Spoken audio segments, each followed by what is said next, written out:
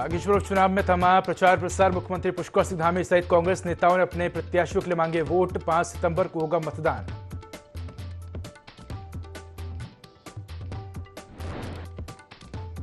प्रदेश में डेंगू ने बढ़ाई चिंता। 3 मरीजों की मौत, सैकड़ों मरीज अस्पताल में भर्ती। लड़खड़ाए सरकारी इंतजाम।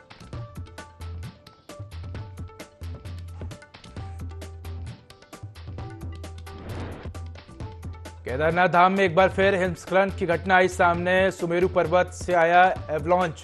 सरस्वती नदी का जलस्तर बढ़ा।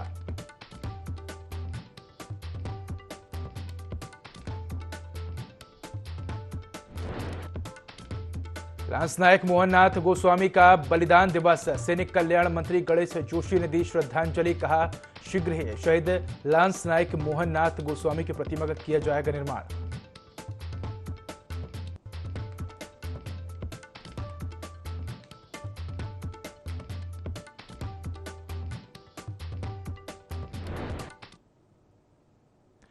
नमस्कार, मैं हूं उदय। IND 24 में आपका स्वागत है। बुलेटिन की शुरुआत करेंगे तमाम बड़ी खबरों के साथ। मुख्यमंत्री पुष्कर सिंह धामी ने बागेश्वर उपचुनाव के अंतिम दौर में गरुड़ क्षेत्र पहुंचे, जहां सीएम पुष्कर सिंह धामी ने बीजेपी प्रत्याशी पार्वती दास के समर्थन में रोड शो और जनसभा की। पुष्कर सिंह धामी के दूसरी बार सीएम बनने के बाद ये चुनाव सीएम की साख से जुड़ा हुआ है। मुख्यमंत्री पुष्कर सिंह धामी ने चंपावत उपचुनाव की तर्ज पर जीत का दावा किया है। पुष्कर सिंह धामी मुख्यमंत्री ने प्रेस वार्ता करते हुए कहा कि बागेश्वर की जनता ने पिछली बार आश्वस्त होते हुए भी उन्हें विजय बनाया था। बागेश्वर की जनता का प्रेम भाजपा से पहले से है। बागेश्वर उपचुनाव में भाजपा की बड़ी जीत होगी। पार्वती दास अपने पति स्वर्गीय चंदन राम दास के कार्य को आगे बढ़ाएंगी।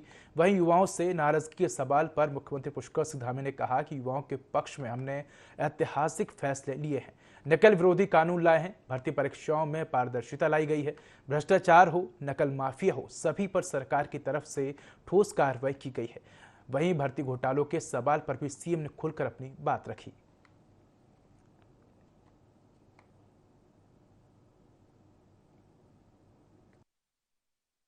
बागेश्वर की महान जनता ने 2022 के चुनाव में इस प्रकार से यहाँ पर एक उस समय कठिन परिस्थिति लोग बता रहे थे, लेकिन उसके बावजूद बड़े अंतर से यहाँ से स्वर्गीय चंदन रामदास जी को विजय बनाया और लगातार उन्होंने यहाँ से उनको विजय श्री दिलाकर इस क्षेत्र की सेवा करने का अवसर प्रदान किया है। और आज भी मैं प्रातःकाल से यहाँ पर हूँ।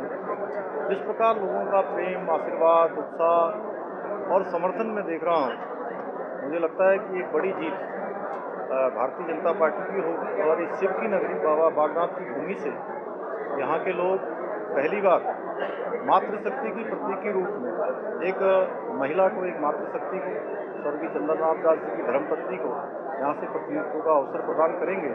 और वो ऐतिहासिक होगा। जो उनके रुके हुए यहाँ पर काम है, जो उनके बढ़ाए हुए प्रस्ताव हैं, उन सभी को वो आगे बढ़ाएंगी, उन सब कामों को पूरा करेंगी। कोई भी सरकार से नाराज नहीं है। युवाओं के लिए, युवाओं के हक में जो हमने फैसले लिए हैं, वो फैसले आज तक के उत्तराखंड के इतिहास में ऐतिहासिक हैं। चाहे नकल विरोधी कानून लाने का मामला हो या नकल के मामले में जिस प्रकार की हमने कार्रवाई की है, या जितनी हमने पारदर्शिता के साथ भर्तियों को प्रारंभ किया है, और साथ ही जो कैलेंडर हमने जारी किया था, उस कैलेंडर को जिस प्रकार से लागू किया है और 80 से ज़्यादा लोगों को इस कार्रवाई में जेल की सलाखों के पीछे भेजने का काम किया है। भ्रष्टाचार हो, नकल माफिया हो, इनके हम सख्त खिलाफ हैं। इस पर हमारी कड़ी कार्रवाई जारी रहेगी। देहरादून में दिसंबर माह में प्रस्तावित ग्लोबल इन्वेस्टर्स समिट के आयोजन के लिए सरकार ने तैयारियां तेज कर दी हैं।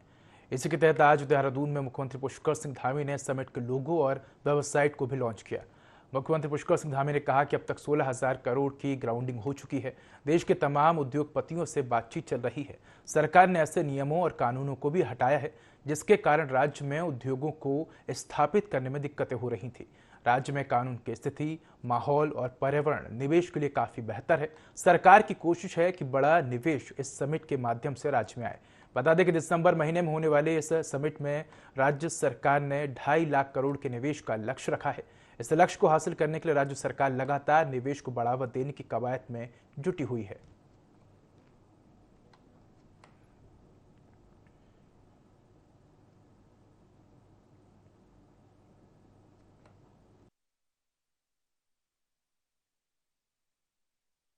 ये ग्लोबल इन्वेस्टर समिट है 2023 की, उसका लोगो और वेबसाइट लॉन्च हो गई है और ये लगातार आज हमारा विधिवत रूप से अब जो काम है औपचारिक रूप से वो प्रारंभ हो गया है और अभी तक लगभग 16,000 करोड़ रुपए की जो ग्राउंडिंग हमने 25,000 करोड़ का जो लक्ष्य लिया था उसमें हो गई है और बहुत सारे उद्योग समूह, देश के बहुत सारे इंडस्ट्री लीडर हमारे लगातार संपर्क में हैं, लगातार संवाद कर रहे हैं और 6,000 एकड़ लैंड बैंक इसमें अभी तक बनाया जा चुका है। उत्तराखंड लोगों के लिए एक इंडस्ट्री के क्षेत्र में, इन्वेस्टमेंट के क्षेत्र में एक शानदार डेस्टिनेशन बन रहा है। हर दृष्टि से लोगों के लिए उनको सूट करता है, हर प्रकार से एक अच्छा वातावरण इन्वेस्टमेंट के क्षेत्र में है और हमारा प्रयास है कि इस बार एक बड़ा इन्वेस्टमेंट का समूह उत्तराखंड के अंदर आए। 22 से ज़्यादा जो हमारी विभागों की नीतियाँ हैं वो बदली गई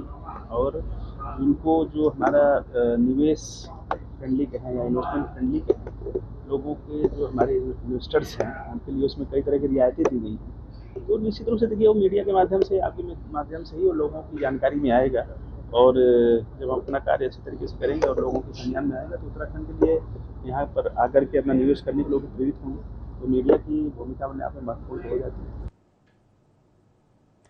खबर उत्तरकाशी से है, जहां हाईकोर्ट के आदेश के बाद प्रशासन की अतिक्रमण हटाने की कार्यवाही गतिमान है। अतिक्रमण को रेड मारकर उत्तरकाशी जनपद के अलग अलग बाजार तोड़े जा रहे हैं। वहीं बिना मानक के अतिक्रमण हटाने के विरोध में अब व्यापारी भी लामबंद होने लगे हैं। चौरंगी खाल एवं धोनतरी बाजार के सभी व्यापारियों ने अपने प्रतिष्ठानों को बंद कर मुख्यमंत्री का पुतला दहन किया। व्यापारियों का कहना है कि अतिक्रमण हटाने को लेकर सरकार को उनका पक्ष भी सुनना चाहिए, लेकिन प्रदेश सरकार उनके साथ सौतेला व्यवहार कर रही है। जब सरकार झुग्गी झोपड़ियां और मलिन बस्तियों को बचाने के लिए अध्यादेश ला सकती है तो क्या उनके पक्ष सुनने के लिए अध्यादेश नहीं ला सकती है? व्यापारियों का कहना है कि अतिक्रमण की आड़ में प्रशासन और संबंधित विभाग उनका उत्पीड़न कर रहे हैं और उनके साथ ही व्यापारियों ने कहा कि अतिक्रमण के नाम पर बिना मानक के चिन्हीकरण किया जा रहा है। वहीं प्रशासन की कार्रवाई से नाराज व्यापारियों ने कहा कि अभी सिर्फ सांकेतिक तौर पर बाजार बंद किया है, अगर सरकार नहीं सुनती है तो अनिश्चितकालीन बाजार बंद किया जाएगा।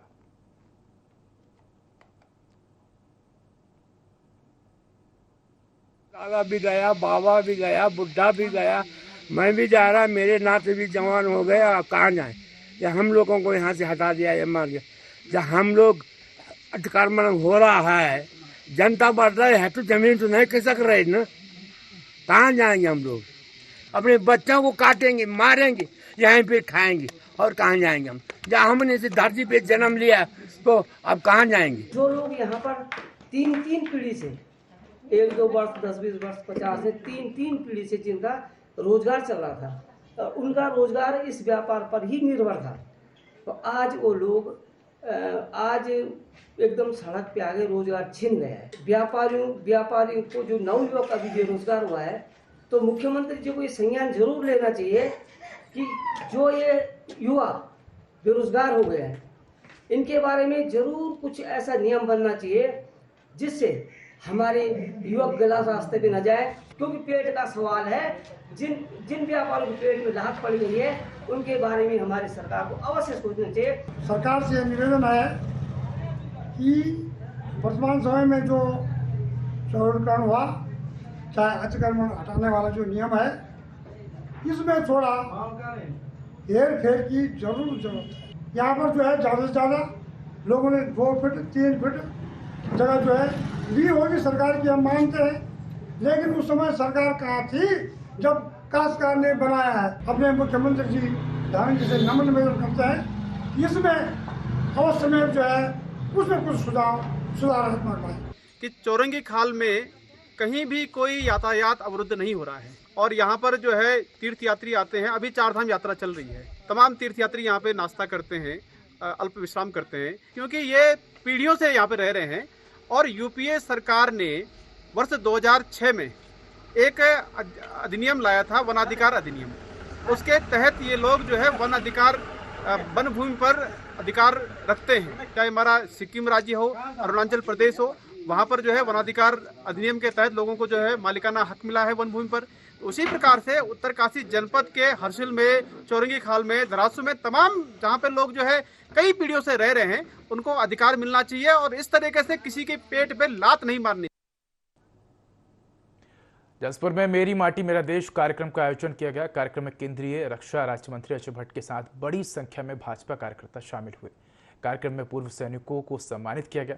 इस मौके पर जिला अध्यक्ष गुंजन सुखीजा, पूर्व विधायक शैलेंद्र मोहन सिंघल, अनुसूचित जाति आयोग के अध्यक्ष मुकेश कुमार मौजूद रहे। केंद्रीय रक्षा राज्य मंत्री अजय भट्ट ने बताया कि माननीय प्रधानमंत्री ने आह्वान किया, लोगों ने इस कार्यक्रम को लिया है। जाति समुदाय से ऊपर उठकर हर वर्ग का लोग आज इससे जुड़ गया है। गांव-गांव में मेरी माटी मेरा देश अभियान चल रहा है। लोग अपने आंगन की मिट्टी और चावल कलशों में रख रहे हैं ताकि उनका सहयोग दिल्ली में बन रही अमृत वाटिका में हो सके। इसलिए इस कार्यक्रम का नाम मेरी माटी मेरा देश रखा गया है।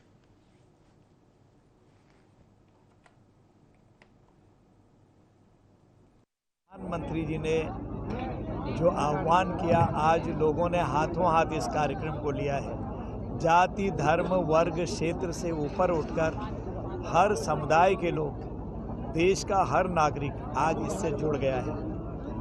जो इस समय गांव-गांव में मेरी माटी मेरा देश अभियान चल रहा है, लोग अपने आंगन की मिट्टी लेकर कलशों में रख रहे हैं। जो हमारी वाटिका बनने वाली है दिल्ली में, इतनी ज़बरदस्त वाटिका बनेगी कि जिसमें तरह तरह के वृक्ष होंगे, तरह तरह के फूल पत्तियां होंगी और जो भी जाएगा वहां पर उसको यह एहसास होगा कि इसका निर्माण मेरे आंगन की मिट्टी से हुआ है। इसीलिए इस कार्यक्रम का नाम मेरी माटी मेरा देश रखा है। देहरादून में डेंगू अपना कहर बरपा रहा है। डेंगू से 3 लोगों की मौत हो चुकी है। इसके साथ इस बीमारी को लेकर सियासत भी शुरू हो गई है। कांग्रेस ने सरकार पर डेंगू के आंकड़े छुपाने का आरोप लगाया है। कांग्रेस का कहना है कि सरकार डेंगू को रोकने में पूरी तरह से विफल साबित हुई है। सरकार ने इस बीमारी की रोकथाम के लिए कोई व्यवस्था नहीं की।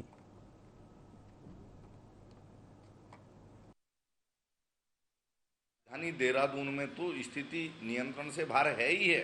प्रदेश के अन्य स्थानों में भी जो है डेंगू का प्रकोप है, लोग परेशान हैं। हर घर में डेंगू से पीड़ित व्यक्ति है।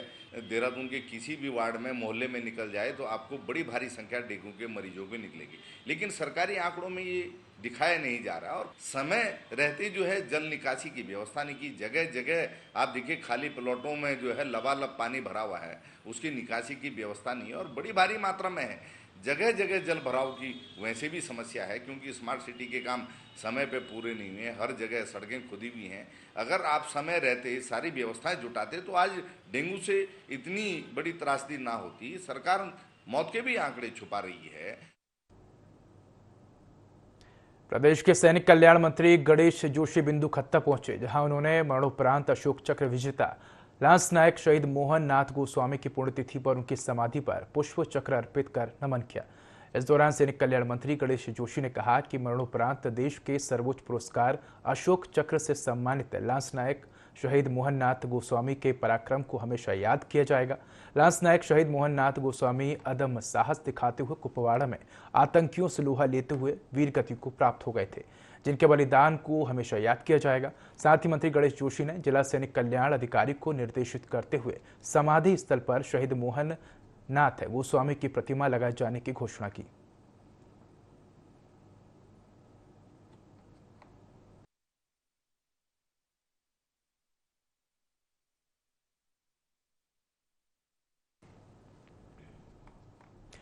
महिला उत्पीड़न रोकने के लिए सितारगंज पुलिस सीएलसी महिलाओं के साथ एक बैठक की है, जिससे महिलाओं पर हो रहे अत्याचार उत्पीड़न को रोकने के बारे में जानकारी दी गई। इसके साथ ही महिलाओं को साइबर अपराध और साइबर क्राइम को लेकर भी विस्तार से बताया गया ताकि ऐसे मामलों को रोका जा सके।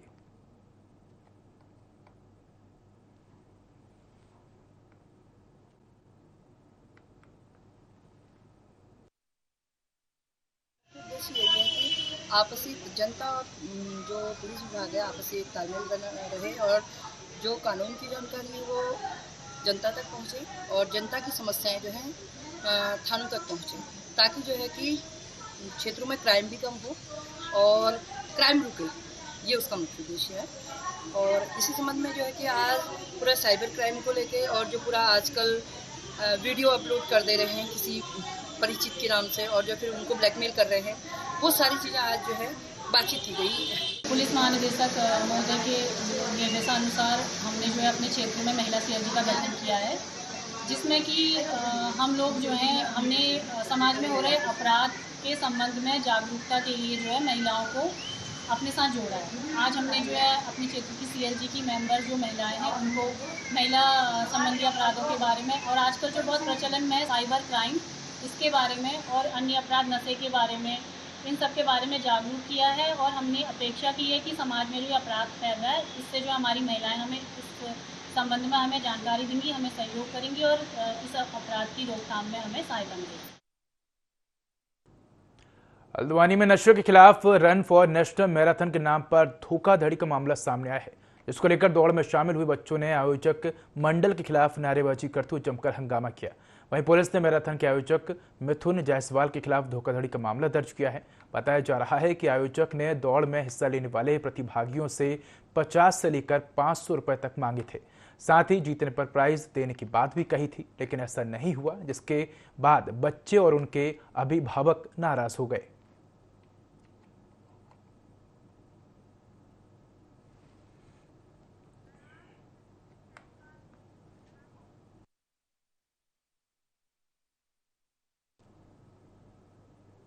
रुड़की के पुरानी सब्जी मंडी चौक स्थित बिल्डिंग के एक हिस्से में मरम्मत कार्य करने के बाद बिल्डिंग में दरार आ गई। अगले दिन दुकानदार नन्हे सोनकर ने मरम्मत कार्य पर आपत्ति जताई और पुलिस प्रशासन सहित तहसील प्रशासन को शिकायती पत्र देकर मरम्मत कार्य रुकवाने की मांग की, जिसके बाद कोतवाल मनोज मेनवाल ने अधीनस्थ कर्मियों को जांच कर कार्रवाई करने के आदेश दिए।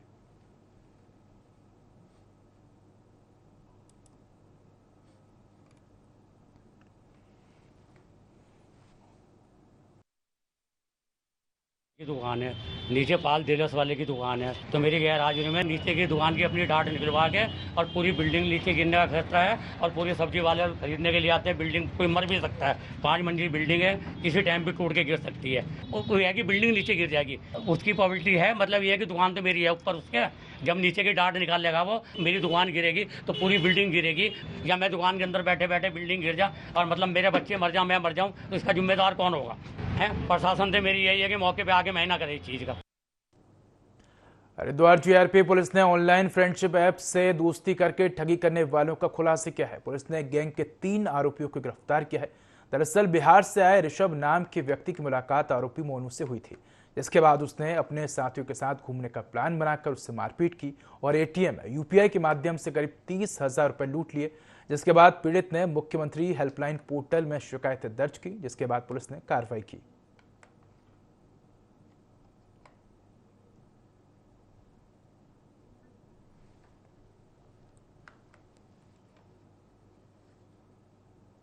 है बिहार के रहने वाले थाना मोहनी, उन्होंने ये कंप्लेंट किया था कि वो हरिद्वार स्टेशन से उनको एक लड़के ने बाइक पर लेके गया शंकराचार्य चौक की तरफ और वहाँ से कोई बैरागी लेके गया और वहाँ पे 3 से 4 लड़के पहले से खड़े थे और उसके साथ लूट हुई। जैसे हमारे पास CM पोर्टल से कंप्लेंट आई, हमने 9 अगस्त को इसमें मुकदमा दर्ज किया था प्राइमरी इंक्वायरी के बाद और इसमें आगे के क्रम में हमने विनीत कुमार और उत्तम कुमार, ये 2 लड़कों को कल पूछताछ के लिए कल लेके आए थे। उनसे पूछताछ में जो बातें सामने आई उस बेसिस पे उनको हमने अरेस्ट किया। ये 3 लड़के अरेस्ट हो चुके हैं। अर्जुन और विनीत राणा ये अभी फरार है, इनको भी टीम गठन करके हम जल्दी पकड़ेंगे। विकासनगर क्षेत्र में एक युवक की आत्महत्या का मामला सामने आया है। आपको बता दें कि युवक ने आत्महत्या करने से पहले एक वीडियो भी बनाया, जिसमें युवक ने अपने परिजनों और पुलिस पर आत्महत्या के लिए उकसाने का आरोप लगाया है। फिलहाल पुलिस ने युवक के शव को बरामद कर लिया है।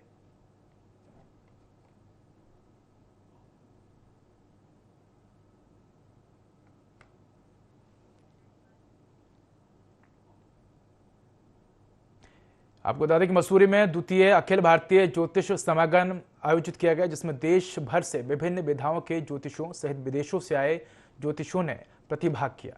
समागम में मेडिकल, शादी में आने वाली परेशानियां, देश की आर्थिक स्थिति, ग्रहों की दशा आदि आने वाले बदलावों पर चर्चा की गई। इस सम्मेलन में Suriname, Canada, Hong Kong, Delhi, Punjab, Haryana, Karnataka, Maharashtra, Madhya Pradesh, Uttarakhand, Uttar Pradesh से आए ज्योतिषों ने भाग लिया।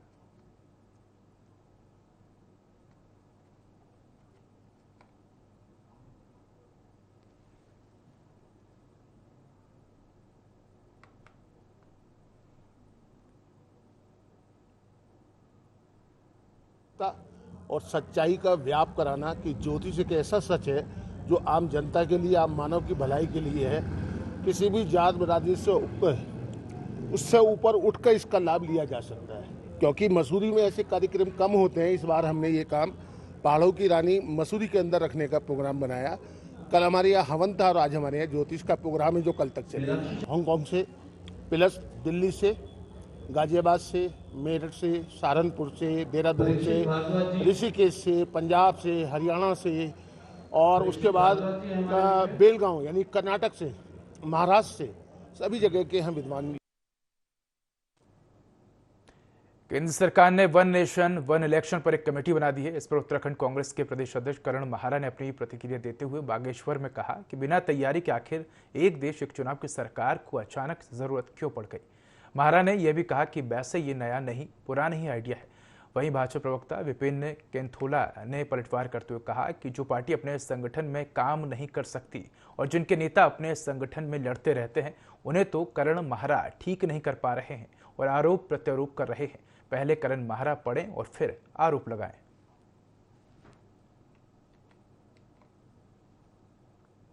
पार्टी अपने संगठन में कुछ काम नहीं कर सकती, जिस पार्टी के नेता अपने संगठन में लड़ते रहते हैं उनको तो करण मेहरा कभी ठीक कर नहीं सकते हैं। उन्हीं के पार्टी के एक नेता ने उनको अध्यक्ष मानने से इनकार कर दिया। ऐसे पार्टी के प्रदेश अध्यक्ष आरोप प्रत्यारोप कर रहे हैं। करण मेहरा जी को पहले वहां पर देखना चाहिए, पहले पढ़ना चाहिए। बिना पढ़े लिखे, बिना इतिहास को जाने हुए ये कांग्रेस के नेताओं की टेंडेंसी होगी आरोप प्रत्यारोप लगाना। इसलिए मेरी उनको सलाह है कि पहले पढ़े लिखें, उसके बाद बात करें। और जो वन नेशन वन इलेक्शन की बात है, इस पर जो कमेटी बनी है वो कमेटी पहले सभी राजनीतिक दलों से मिलेगी, सभी राजनीतिक दलों के सुझाव लेगी और उसके साथ ही देश की जनता के सुझाव लेगी, तब जाकर के कानून बनने की प्रक्रिया शुरू होगी।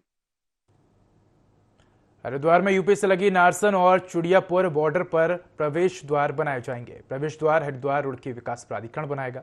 इन प्रवेश द्वारों पर प्रदेश की संस्कृति और कला की झलक नजर आएगी। प्राधिकरण के उपाध्यक्ष अंशुल सिंह के मुताबिक मुख्यमंत्री पुष्कर सिंह धामी के निर्देश पर ये खास प्रवेश द्वार बनाए जाएंगे। में एंटर करते हैं तो अभी बिकॉज हमारे बॉर्डर्स के बारे में ज़्यादा आइडेंटिफिकेशन के लिए कोई गेट नहीं है, तो माननीय मुख्यमंत्री जी का यह आदेश है और उनकी ये इच्छा भी है कि जब उत्तराखंड में हम एंटर करें तो ये पता लगे लोगों को कि आप गेटवे टू हिमालयस में एंटर कर रहे हैं। तो और उसी हिसाब से हम लोग वहाँ के गेट्स बनाने वाले हैं। ये जो गेट्स रहेंगे it won't be simply a gate, इसमें हम लोग कोशिश करेंगे कि उत्तराखंड की संस्कृति झलके और लोगों को एक अलग फीलिंग आए जब वो उसमें एंटर। तो फिलहाल इस बुलेटिन में इतना ही। खबरों का अधिक अपडेट के लिए देखते रहिए IND 24। नमस्कार।